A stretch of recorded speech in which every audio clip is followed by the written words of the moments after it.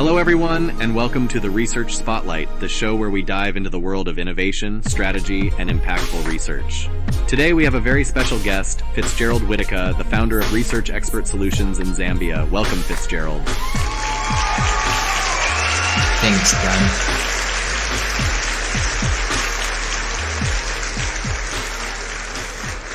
Let's start with the big picture. Econometrics can be a complex field. What are some of the biggest challenges you face when applying econometric methods to real-world problems? Well, that's a nice question, Dan. And before I basically answer your question, I think it's important for the audience to understand what econometrics first and foremost is. So basically, when we're talking about econometrics, we are basically talking about the application of mathematics, statistics, and basically economic theory to analyzing economic data for purposes of policy implementation, right? Because the end goal of conducting econometric analysis is to arrive at analysis that will set a foundation for formulating policy recommendations that can improve our economic welfare. Now, when we apply econometric methods to real world problems, there's so many challenges that we actually face because first and foremost, in the real world, things are not perfect. And you'll find that there is missing data. Sometimes there is no data. And sometimes there is data, but the data comes in a form that is not conducive for econometric analysis. So sometimes we face challenges where you have to, collect data and clean the data in preparation for econometric analysis. Now, the cleaning process can be very tedious or very involving depending on the form that the data comes in. So sometimes the biggest challenge that we face mostly is missing data. So you may have data, but it may have some lags or what we call missing data points, right? So because of that, you may find that when you are trying to apply econometric analysis, in econometric analysis, the econometric models that we basically use to analyze data comes with different principles and assumptions that need to be followed and considered when analyzing the data. So sometimes the way the models have been programmed to run in different statistical software packages that we use for econometric analysis, based on their programming, they come with a lot of limitations given that the data does not conform to their principles.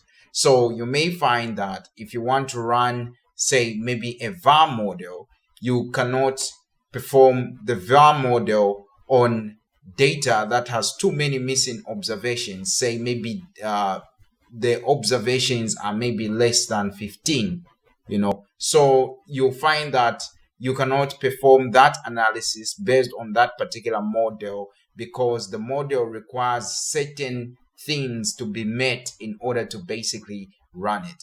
So you find that in the real world, there is really nothing you can do about some data that has certain problems because, if there is missing data, the question is how are you going to basically replace the data points that are missing in excess? So those are some of the issues that we face. However, econometrics also comes with a lot of suggestions on how we can deal with some of these problems. And most of these suggestions come from those who basically have invented most of these econometric models that we basically use. So you find that in econometric analysis, there is what we call interpolation, which allows us to basically generate data for the missing data points in a particular series of data that might be associated with missing observations.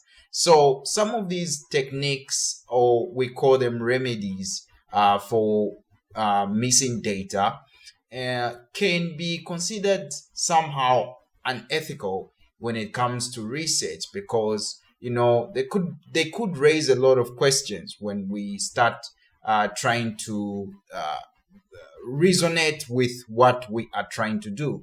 Like, for example, there was no data, but how is it that we can basically generate some data points to fill in the missing observations and rely on that particular data? So these are some of the issues that we face in econometric analysis. And the other issue is that, you know, sometimes as econometricians, there are certain results that we want to get. And sometimes it turns out that the real world does not really come in the way that we expect. So you may find that the results or the outcome of your analysis is not as you expected. So that now brings the challenge of finding ways to interpret the data such that the data is useful despite the data not conforming to what is conventionally expected to be the outcome. So basically, all these things bring about a lot of challenges and require that for someone to really make some serious analysis, they need to be well experienced when it comes to dealing with data that is highly problematic. So in this regard, you'll notice that there have been some advancements in the econometric techniques that we use when we're dealing with data, because the biggest challenges that we face in econometric analysis is linked to data. So the data is what brings the biggest challenges. Usually, when it comes to using the econometric tools, that's not a big problem. As long as you understand your theory very well as the applied side of econometrics, then you won't really have a big problem adapting to using different types of econometric tools that are usually developed from time to time. But the challenges are usually from the data. That's insightful. How do you typically overcome issues like data quality and model specification? Okay, so just like I mentioned, when it comes to data quality, sometimes quality may be compromised based on the idea of trying to use these developed techniques to actually remedy missing data, because missing data is part of something that we consider that can be quality of data, right? Because if data has got a lot of missing data points, that means that it could be poor quality, because you can't use that particular data for inferences, or basically you can't use that data for making any proper decision, because the data has too few observations for you to basically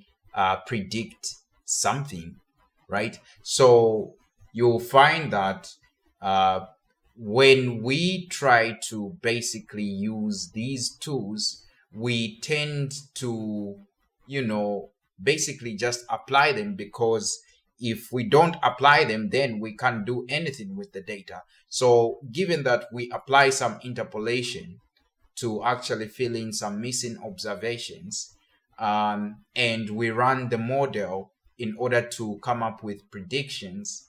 After running the model, we have to conduct what we call diagnostic tests in order to just double check whether the model is fit for conclusions and perhaps policy recommendations, depending on the outcome of the results, right? So that's more like something that we do just to ensure that we are not using a model that is unreliable, right? Because already we may come across the issue of missing observations, and then we remedy that with interpolation, but we need to also check whether that interpolation maybe has affected the quality of the results, and given that it has, at what percentage could we accept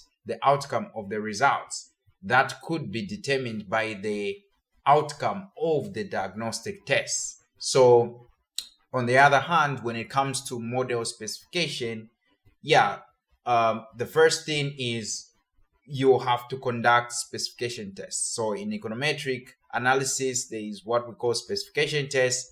And one of them, mostly if you're dealing with time series data, you want to ensure that the data is stationary. So you basically conduct stationarity tests.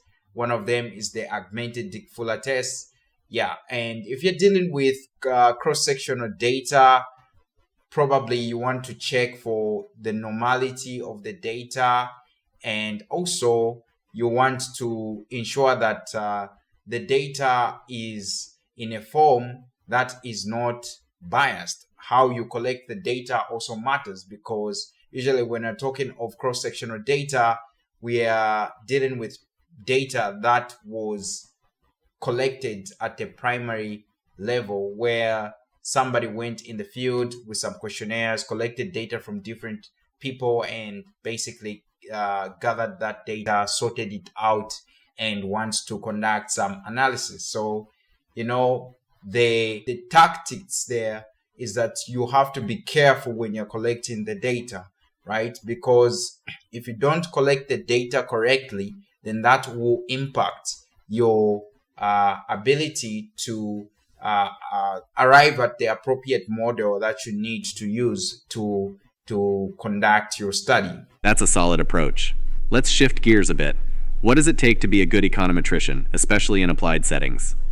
Yeah, Dan, that's a good question right there. So, yeah, to be a good econometrician, honestly, when you look at econometrics,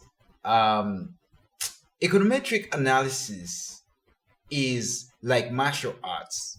You need to know a lot of techniques in order to excel with your analysis, because like we mentioned, in the real world, nothing is straightforward. Things can come in any form. The data can be in any form, right? So you'll find that if data comes in a form that is not conducive for analysis, you need to know a lot of econometric techniques as guides that give you a direction which you need to take, given that the data comes in a particular form, right? So you find that if you're dealing with data, a combination of variables in a data set that is not linear, then you should not run a linear regression model, but rather should go for some non-linear models, right? So you find that also, if you're dealing with data that you find that, okay, this data does not have a long run relationship, then you should know that the technique you should use is to run a vector autoregressive model, right? Which is what we call the VAR model, because that model captures the short run dynamics of the variables. Then, if you know that, okay, this data seems to have a long run relationship based on, say, the cointegration test, then you understand that, okay, if it has a long run, if these variables have a long run relationship, and also they are cointegrated of, say, order 1, then you can run the vector error correction model, which has the capability to predict both the short run and the long run dynamics of the variables. So you find that all these decisions are based on understanding the techniques, right? They are different techniques, just like in martial arts. So if you're fighting with an opponent that seems to know certain skills, or maybe this particular opponent is taller than you, then there are certain techniques that people in martial arts know, right? There are different types of techniques in Kung Fu. as well, and other types of fighting techniques that are there. So same applies to research and data analysis in econometric analysis.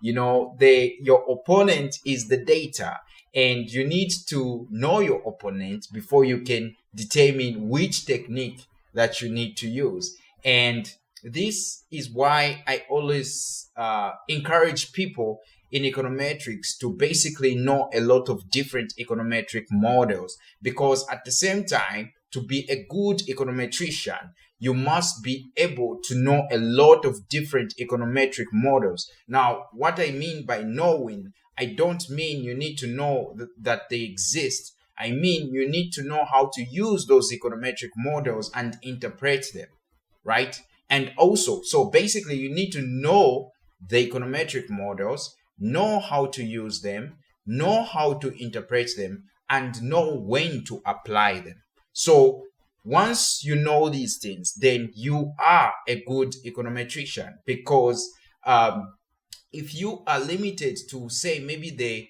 probit model, then you can only deal with data that conform with the probit model. That means that you cannot basically see beyond what that model is capable of capturing. Because remember that different econometric models capture different dynamics, right? So for example, if you only know how to use the VAR model, it means that in your life you can only interpret things in the short term, right? Because the VAR model is limited to short-run dynamics. But if you only know how to use the vector error correction model, then you can tell us stories about the short-run dynamics as well as the long-run dynamics of the variables. And also, that also implies that you may be limited when it comes to the suggestions for the policies you can give to, say, the government. So if you are only acquainted with the VAR model, then you can only give us policies that we can implement in the short run. And if you are good with long run dynamics models, then you can give us long-term policies. But to be comprehensive, you want to know models that predict things both in the short run and the long run. Besides that, there are also models that cannot capture structural breaks. So you find that if you're dealing with variables that seem to be affected by structural breaks, then you may need to understand econometric models that are able to capture those structural breaks, like, for example, the structural VAR model. So you see that there's what we call the VAR model and the structural VAR model and the vector error correction models. So these models come in different forms and they've got different advantages and disadvantages. So you find that depending on the problem that you are dealing with, you need to know certain things to actually use these models. So if you are limited to only running a, say, ordinary least square model, then that's even worse. So basically, to be a good econometrician, you need to know a lot of different econometric models and how to use them. So that is the experience that you need to have as an econometrician, because you can't call yourself an econometrician if you only know how to use one model, one type of model, because those models were built on dealing with different problems that have to do with data. You see? So the more models you know, the more problems you can solve pertaining to data, right? So if you know a lot of econometric models and how to use them, then you can possibly deal with any data set that you are given, because the moment that you just look at the data and you study the structure, you definitely know the econometric model that you need to use. So that gives you power and ability to basically come up with a lot of analysis and also be able to be considered reliable for conducting a study that can be used for policy implementation. Those are valuable traits. Are there any specific tools or software that you find indispensable for your work? Yeah, so for econometric analysis, usually I like to use Stata, and eViews is very good, actually somehow better than Stata in my own opinion. And also ARA is a very good software for econometric analysis.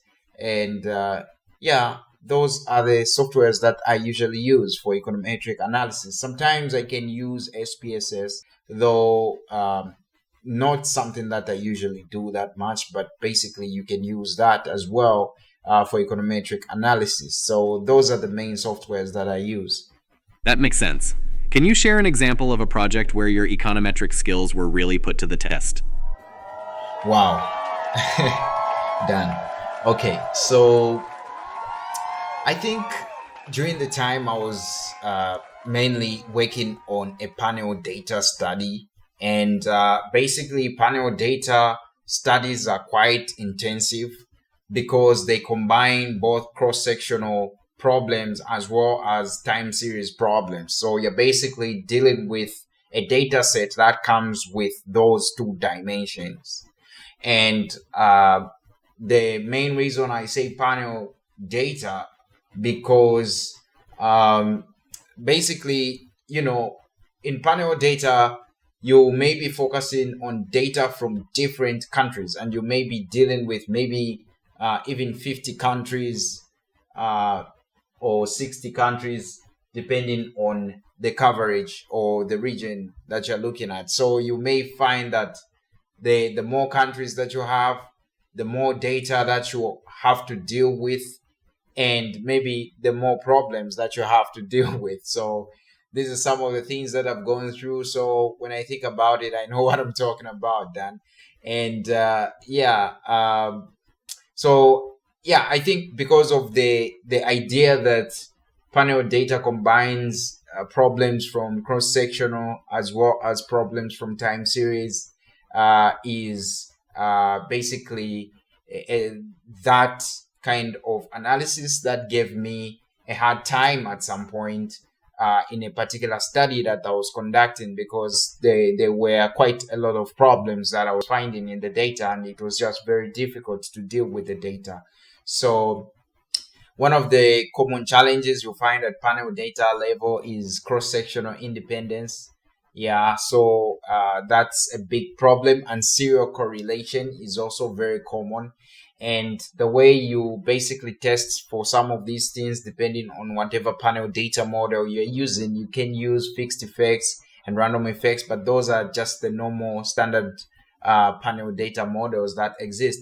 And but you can also use other panel data models such as the GMM model, the feasible generalized least square model, which works pretty well if you're finding challenges.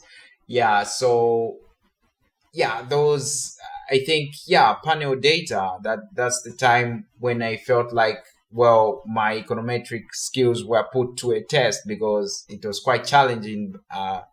But well, I managed to do what I was trying to do. That sounds like a significant contribution. Before we wrap up, what advice would you give to someone aspiring to excel in applied econometrics? Yeah, I think I've already answered that, Dan. It's basically learning more econometric models, how to use them, and yeah, when to use them. I think those are the most important things that you need to know in order to be successful as an econometrician. Just know a lot of econometric models, how to use them and when to use them, then you'll be able to fight your opponent. And that is the data that we're talking about here, because that is what brings problems when you're analyzing the data. So yeah, that's basically what it is. Wise words. Thank you so much for sharing your insights, Fitzgerald Whitaker. It's been a pleasure talking with you. Thank you, Dan. Thank you very much.